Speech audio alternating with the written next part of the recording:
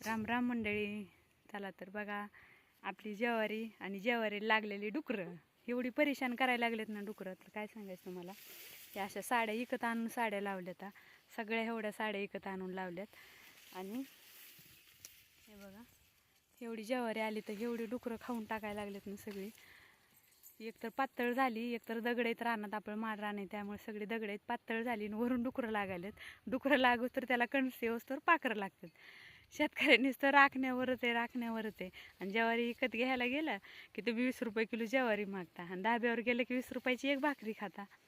तुम्हीच सांगा मंडळी, आम्ही कसं करायचं शेतकऱ्यांना. आम्ही आहेत म्हणून तर सगळं जग आहे, पण शेतकऱ्यापाशी अशी इथं लोक आमच्याकडे आली ना माल घ्यायला की 20 रुपयाने किलो मागतात ज्वारी, त्यापेक्षा फुकटच घेऊन जावं म्हणलं. तर असं असतं ज्वारी काढण्याचं. एवढं काय सोपं नाही शेती करणं, म्हणजे एवढं कष्ट करावं लागते तेव्हा तुम्हाला भाकरी